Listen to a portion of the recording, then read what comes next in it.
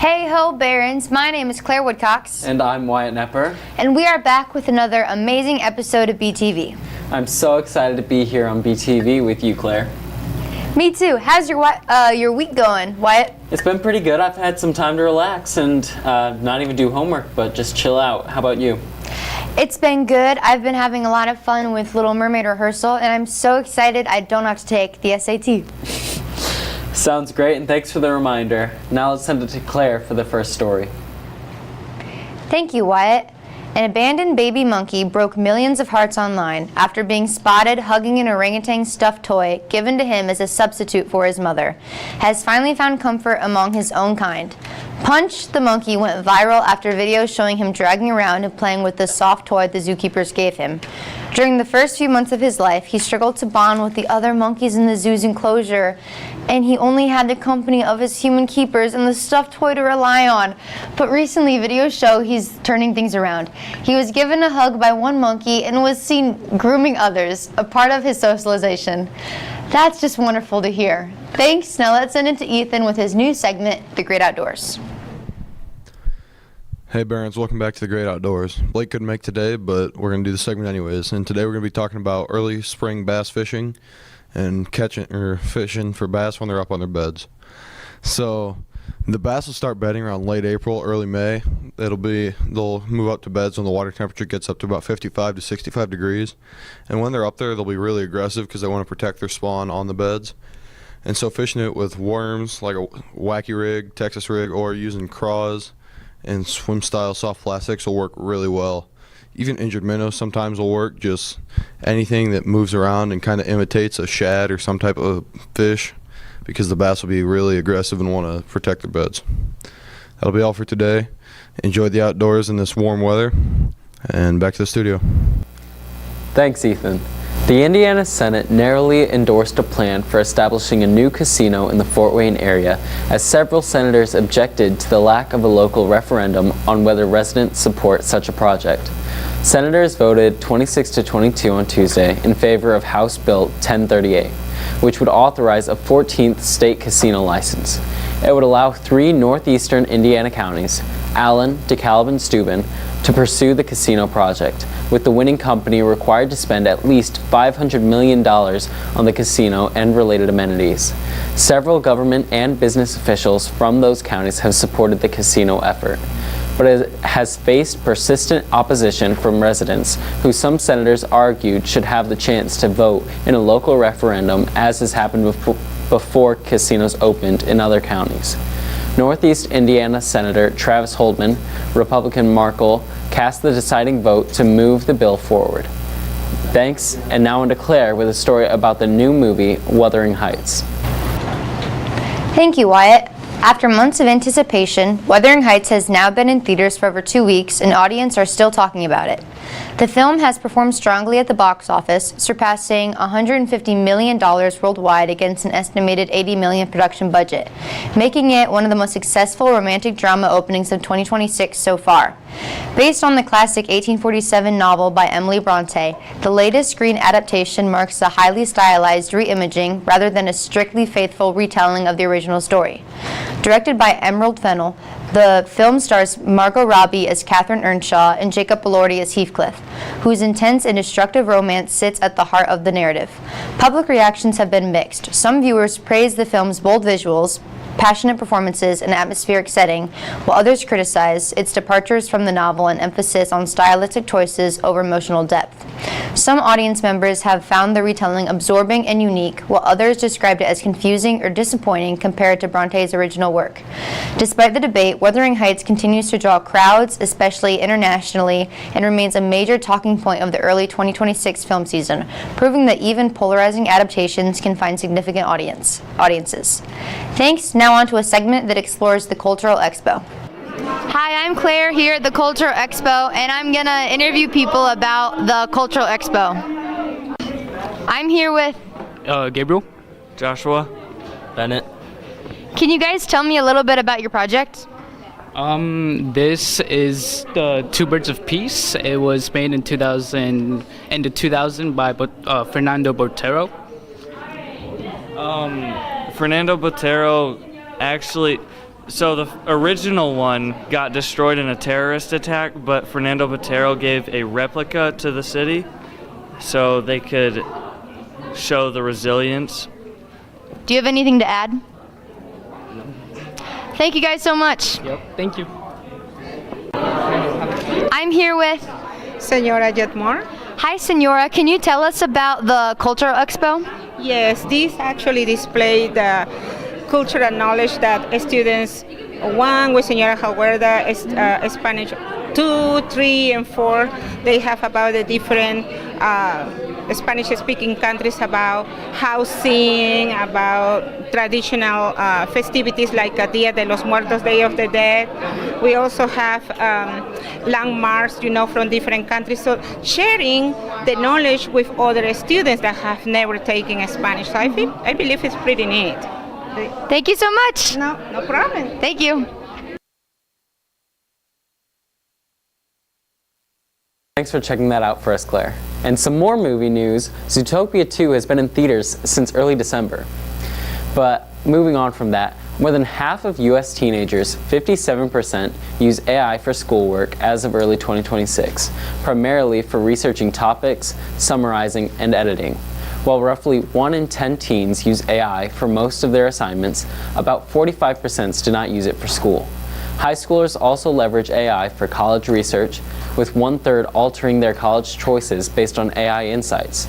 54% of teens use AI to help with schoolwork, with 10% using it for most assignments. Common uses include summarizing articles, books, and videos, 4 in 10, researching topics, and editing. While many use it, 60% of teens still perceive AI reliance as cheating. Many students also report that their teachers prohibit AI use for schoolwork. Risks include over-reliance, reduced critical thinking, and inaccurate information. Be careful out there, Barons. And now let's send it to a construction update. Hey Barons, it's Romeo, and I'm bringing you a construction update. Currently, the most recent construction update that's been working on is close in Auburn. It is the Dutch Bros location. This is said to be done sometime in 2026. It is a high energy caffeine coffee type of place. I've never heard about it, but I'm excited to try it.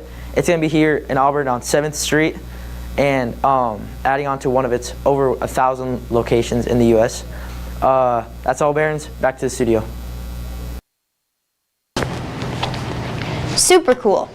Some of you may know about an award called the Golden Owl. If you are unfamiliar with this award, the Golden Owl Award recognizes outstanding agricultural educators. Students, fellow teachers, and other supporters can nominate their favorite agricultural teacher and summarize what makes them the best in Indiana. Presented by Nationwide, Indiana FFA, and Farm Credit Mid-America, the Golden Owl Award recognizes agricultural educators across Indiana for their tremendous contributions to help the next generation of agricultural leaders. Nominees have an opportunity to win the title of Indiana Agricultural Education Editor of the Year and great cash prizes. Prizes include $500 to each of the 8 honorees and an engraved plaque to each honoree, and $3,000 to the grand prize winner in the coveted Golden Owl Award trophy. One of our very own teachers, Miss Peterson, has been nominated for this award and is advanced to the top 8. Congrats, Mrs. Peterson. Now let's send it to the weather. Howdy Barons, and welcome back to weather. Today it looks like it's going to be sunny with a high of 55 and a low of 31. Tomorrow it looks like it's going to be cloudy with a high of 43 and a low of 25. Sunday it looks like it's going to be cloudy again with a high of 34 and a low of 24. And Monday it looks like it's going to be sunny with a high of 38 and a low of 24. Back to the studio, Barons. Thanks, Claire. The boys basketball team will take on Northridge tonight at home. The game will start with JV at 6 and varsity will follow up. Northridge enters the game with a dominant 21-1 record, while DeKalb sits at a 13-7. Northridge averages 61.2 points per game compared to DeKalb's 54 points. Northridge holds a slight defensive edge, allowing only 45.9 points per game, while DeKalb allows 50.7. This will be the boys' final regular season home game. But don't you worry, the boys will be playing at sectionals at home this year. DeKalb will host IHS AA Class 3A Sectional 21 next week. They are scheduled to play Garrett in the opening round on Tuesday, March 3rd at 7:30 p.m. Please come out to support the Barons. And now we'll send it to Claire. Thank you for that basketball update. Flung plastic beads, coins, and other trinkets can seem like treasures in the heat of a Mardi Gras moment. But if you've ever seen the streets of New Orleans the morning after, you recognize only trash.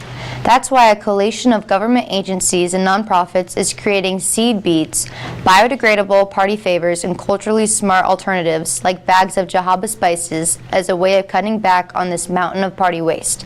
It's not just about removing this unnecessary burden of 1,123 tons per year from the landfill. It's a climate necessity, as the countless plastics objects has been found time and time again to clog the stormwater system. Thanks. Now let's send it to 5 quick facts. Hey Barons, welcome back to 5 Quick Facts. I'm Sam Campbell, and so we'll start off with fact number 1. A group of owls is called a parliament. 60% of the world's lakes are located in Canada. Allodaxophobia is a fear of people's opinions. The specks on strawberries, the seeds, the little white seeds on strawberries are called achenes. There was one time McDonald's tried to make a bubblegum flavored broccoli, but they did not release it officially as the testers thought it was a confusing taste. Anyways, that's all we got today, Barons, and have a great day. Back to the studio. Thanks for those facts. Next Friday, March 6th, there will be a fine arts convocation during SST.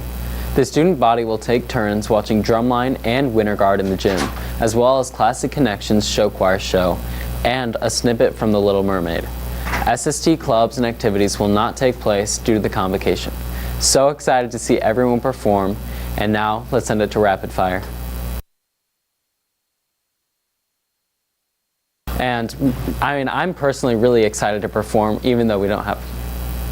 Howdy Barons, and welcome back to Rapid Fire. Let's get to it. Howdy Barons, I'm here with Easton Ambler. You have 10 seconds to name 5 different things that are electronically connected other than a phone. A tablet, a computer, a TV, a watch, and I'm pretty sure your time's up. Thank you. Aww. I'm here with Michaela Souter. You have 10 seconds to name 5 things electronically connected to the internet other than a cell phone. Go. A computer.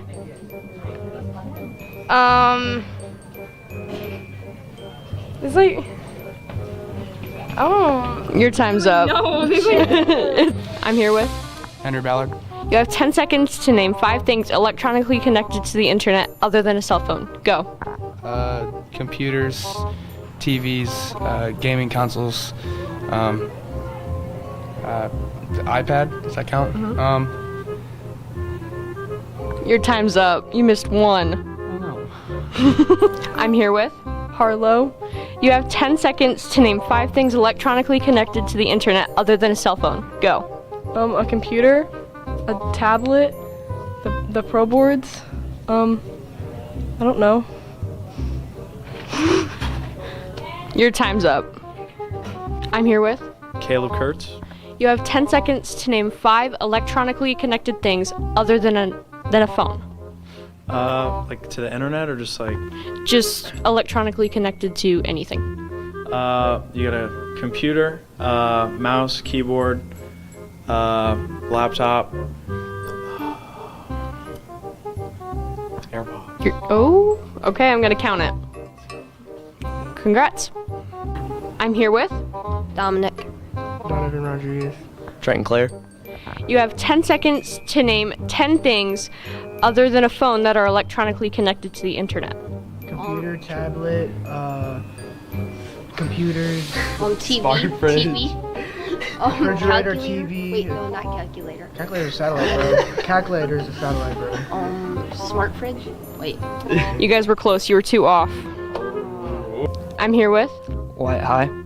You have 10 seconds to name 5 things electronically connected to the internet other than a cell phone.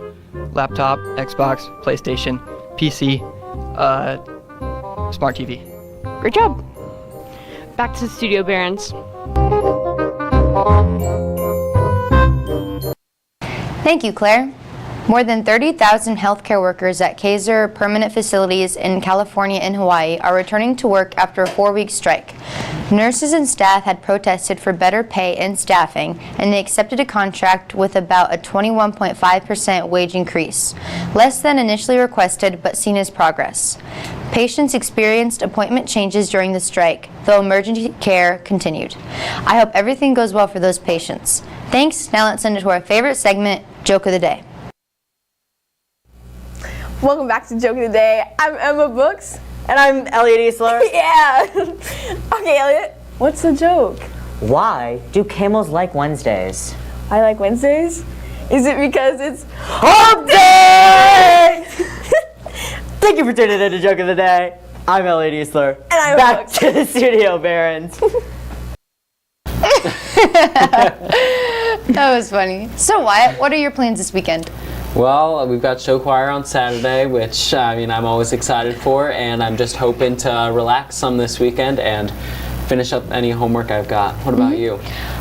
We're going to be at Huntington North tomorrow, and then I'm also going to go see Mary Poppins at the middle school. Sounds great. And also, don't forget that coming up after this, we're going to have Fun Fact Faculty Friday. So tune in to BTV. I've been Wyatt Nepper. And I've been Claire Woodcox. Bye. Bye.